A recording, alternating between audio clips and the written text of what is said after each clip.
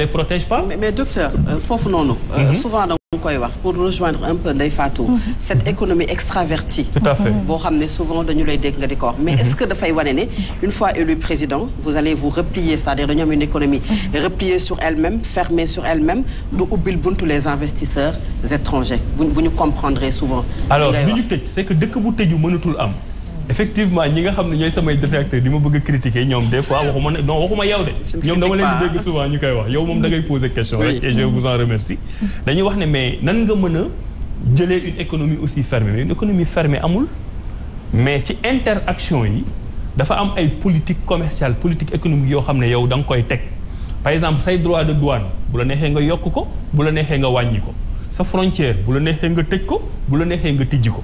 pour revenir ci exemple bi parce que bii dafa pratique tey yow tu as des jeunes ñu am nañ 10 millions am nañ 20 millions dem jëndi ay deux roues ne dañ ci investir mais ngir yàlla est-ce qu'on a besoin d'une société russe mu jóge Russie ba fii juste pour ñëw jënd ay deux roues mais di concurrencer les jeunes donc lu mel noonu yow yaa koy réglementer nga ne leen business bu bees bii ma gis nga xam ne ay cag-cagu deux roues la lii autorisation sénégalais rek laa koy jox jërëjëf merci beaucoup nga ne leen lii autorisation bi mais sénégalais rek laa koy jox nga tëju ci côté boobu mais tekkiwul ne domaine yi nga xam ne da nga soxla jéggaani nga jéggaani damay faral di wax toujours ne investissement dafa am promotion mais dafa am protection dëkk yooyu ñuy wax yépp ne c'est des grands investisseurs dañu am loi sur le patriotisme économique man bu ma nekkoon président balaa may dem sax campagne dinaa ko proposer Sénégal am une loi sur le patriotisme économique boo xam ne da ngay protéger le secteur privé sénégalais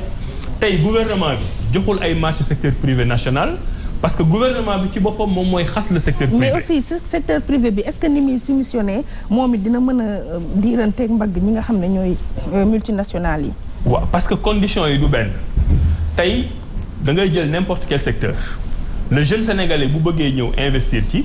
dañ koy teg ay conditions yoo xam ne déjà banque bi du ko jàppale parce que amuñu vraiment des banques de développement au Sénégal boo xam ne dañuy jël ay risques par exemple ñun on a toujours proposé que mu am ay banques yoo xam ne petite et moyenne entreprise rek lay soxla mais facilité yi ñuy defal étrangers yi moom lañ dul defal sénégalais yi mais je reprends l'exemple des càq-càq parce que ça me tient à cœur parce que c'est un secteur qui est en train de monter gis nga étrangers yooyu bi ñu fiy ñëw dañu fekk les jeunes là ñu organiser wu en réseau les jeunes sénégalais ñu dem seeti gouvernement du Sénégal toog nañ 7 ans 8 ans pour leen jox leen seen premier kayit étranger yooyu bi ñu ñëwee gis ne jeunes sénégalais yi ñoo fi nekk dañu waxtaan ak ñoom parce que xam nañ ne booy yi ñoo téye marché bi ñoo ko poñ bi ñu waxtaanee ak ñoom booy ne leen da ngeen di ñëw fekk si ñun ñu majoritaire pour mën a liggéey ak yéen parce que doo leen ñëw suñu dëkk ñun ñu nekk sous-traitant mais étranger yooyu dañu fa bàyyi jeunes sénégalais yi dem seeti gouvernement Sénégal defal leen papier licence bu leen di permettre ñu exercer mais sur la base de ce papier là ñoom ci la ñuy dem seeti le banquier mais le banquier financer leen parce que ñoom ñoo ëpp garantie juridique que le jeune sénégalais. Un deuxième exemple tey da ngay nekk sénégalais ñu ne dañuy def ay logements yow nga bëgg a nekk par exemple dans l'immobilier yow nga jóg am sa projet dans l'immobilier doo dem parce que amoo ay terrain yu doy quoi en fait tu n'as pas les garanties. mais étranger bu ñëwee gars yi complexe bi ñuy am. da ngay ñëw nekk étranger ñu jël 100 hectares 200 hectares jox la ko mais à partir du moment où ils t'ont octroyé ces 300 hectares. yow garantie boobu nga am moom ngay dem ci banque bi mu jox la. à la base yaak sénégalais bi yéen a amu leen dërëm mais le gouvernement du Sénégal dafay defal papier l'investisseur étranger kooku jël papier boobu dem def ko garantie ci banque bi lebal ko des centaines de millions mu ñëw liggéey donc encore une fois Ndeye Fatou. état moo mën a dooleel secteur privé national. un dernier exemple. da nga leen di gis ñu naan waaw secteur privé bi jox naa leen tel chantier mais dañoo yeex respecté wu ñu délai yi donc beneen yoon du ma leen joxaat. avec l'affaire Jean Lefebvre par exemple. mais par exemple ñoom dañ la dul décaisser correctement bu dee l'étranger soit dañ koy respecté ba nga xam ne dañ lay décaisser parce que fii amu fi entreprise boo xam ne da ngay yor sa ay milliards bon à part chinois et Exim Bank doo ñëw rek yor ay milliards tabax tali bi wala taxaw leneen pare taxaw ñu fay la. da ngay ñëw étape bu nekk dafa am gouvernement bi lu mu la war a fay bu dee étranger bi ñoom dañuy respecter étranger bi ba ay décaissement wam du tardé. mais bu dee sénégalais bi dañ lay ñàkkal fayda nga nekk di daw di wuti xaalis pour dawal. Vous avez pris tout à l'heure l'exemple de l'immobilier également càq-càq.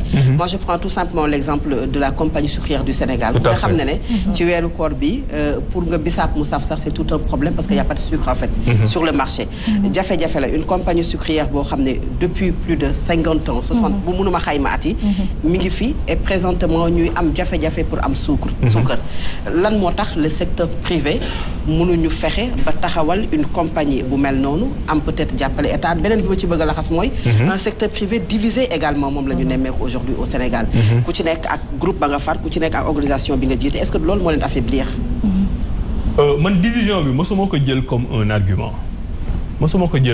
argument mu ngi mel ni rek tey nga ne le secteur audiovisuel est en plein boom au Sénégal am nga Sen TV am nga Zik FM am nga yeneen ak yeneen ak yeneen nga ni non ñoom daal bu ñu booloo woon man gouvernement Sénégal ci laa leen di mën a jàppale amul sens mais c'est des structures privées yoo xam ne ku nekk yow am nga possibilité choisir fa ngay bokk donc état bi bu leen bëgg a jàppale am na nu mu leen di woowee waxtaan ak ñoom soit ku ci nekk jël li nga moom wala moom mu boole leen sur des projets communs donc nekk naan ñoom nañoo àndul ak et cetera loolu pour man du lay gouvernement Sénégal bu leen bëggee jàppale na leen fekk fa ñu toog mu jàppale leen.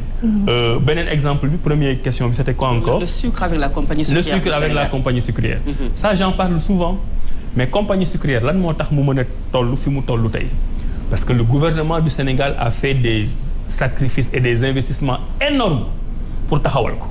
ay exonération fiscale ay terrain ay accompagnement yoo xam ne gouvernement du Sénégal da ko def tey dina jafe secteur privé jóg avec des moyens propres teg lu mel ni compagnie sucrière sénégalaise mais na leen Sénégal na leen gouvernement du Sénégal defar les mêmes facilités parce que privé la rek on peut ouvrir la concurrence je pense que la bonne question c'est de se dire mais pourquoi 1970 ça fait maintenant 53 ans pourquoi depuis 1970 CSS mënul am concurrence nga creuser est-ce que gouvernement Sénégal moo bañ mu am concurrence wala est-ce que gouvernement Sénégal bu dee bëgg na am concurrence lan moo tax amul. non problème bi kay mooy nañu lijjanti exclusivité bi CSS am ci vente du sucre. mais au loolu Sénégal ci gouvernement lay jógee moom laa la régulation la c'est-à-dire que tey moi j'ai pas l'élément de réponse parce que gisuma papier bu Sénégal di wax naan exclusivité bi. moo tax ma xaw moo loolu am ci marché bi. CSS day jaay ba jeexal ñu mën a ubbi marché bi pour yeneen mën a dugg. xam nga c'est deux problèmes différents. xam nga tey parce que je suis un candidat à l'élection présidentielle bëgguma def erreur imprudence. le monopole xam nga yaa ngi koy gis maa ngi koy gis. c'est un monopole de fait mais xamuma ndëgam monopole de droit la dinaa ko vérifier bu dee monopole de droit ça veut dire que état du Sénégal moo bind. ne CSS rek moo fi mën nekk. loolu beneen débat la mais li ngay wax deuxième question bi mooy bu CSS produire ba mu jeex. li CSS amul droit mooy nekk bëgg amaat monopole sur l'importation. maanaam jow dañ loolu nag mënul am loolu mooy deuxième question bi le CSS mënul taxaw jël responsabilité ne ñoom dañu war a bàyyi ñu importer parce que le fait que CSS mënul assurer marché bi yëpp échec la. donc mënoo nekk en situation d'échec. ba pare bëgg ñu joxaat la beneen monopole. mais importateurs yi gouvernement bi suñ la importer sucre dañ leen di pour décourager leen. taxes yu métti lañ leen di teg parce que CSS moom la ñu jox exclusivité te ci moom la ñu war a approvisionner wu. loolu nag c'est pas du tout normal. deuxième exclusivité boobu loolu c'est aussi ça fait 10 ans que j'en parle à partir du moment où la compagnie sucrière a échoué pour assurer la souveraineté du Sénégal en sucre. léegi ci dem jëndi sucre à l'étranger loolu c'est un marché qui doit être ouvert c'est un marché qui doit être totalement libéralisé waruñ ci sax ut ay licence ku mën a indi sucre da nga koy indi mais yooyu yëpp li muy wane mooy l'échec du gouvernement du Sénégal bi ma lay wax parce que tey président Macky Sall depuis le 1er avril ou le 3 avril 2012 mais xam na ne am na problème mu sucre mais 10 ans après il l'a pas réglé donc jëlul ay mesures fortes dans le secteur boo xam ne dina ko permettre Sénégalais yi am suukar saa yoo xam ne ci lañ ko bëggee. donc ñun on n'est pas ay France ay États-Unis yoo xam ne secteur privé bi mën na demal boppam. cette fameuse main invisible dont on parle là la main elle est visible et c'est la main de l'État. l'État moo war a réguler protéger le secteur privé national d'accord naa nag le secteur privé national il y a toujours des brebis galeuses. c'est vrai mais globalement État Sénégal jàppalewu leen pour ñu mën a dem ci patriotisme économique. ñun nag loolu mooy suñu proposition actuellement on a recensé 35 secteurs.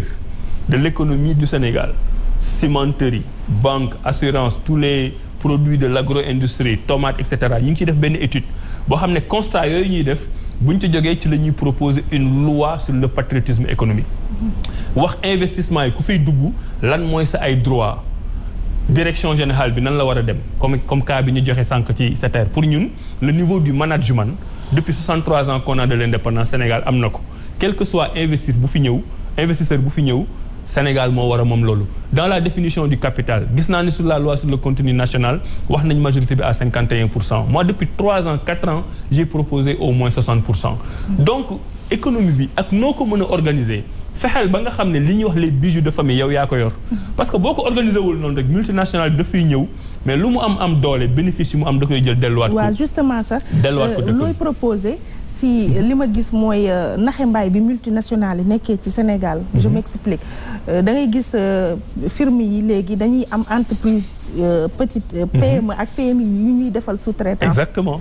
duñ leen jox xaalis bu bëri te pourtant ñoom ay milliards la leen état di fay. Exactement. Phénomène sous-traitance boobu nga xam dafa commencé am ampleur. ci suñu entreprise yi yow ban solution nga ñu ci. Vous avez parfaitement raison xam nga souvent ngeen dégg moo ma ne leen on doit pas être des sous-traitants dans notre propre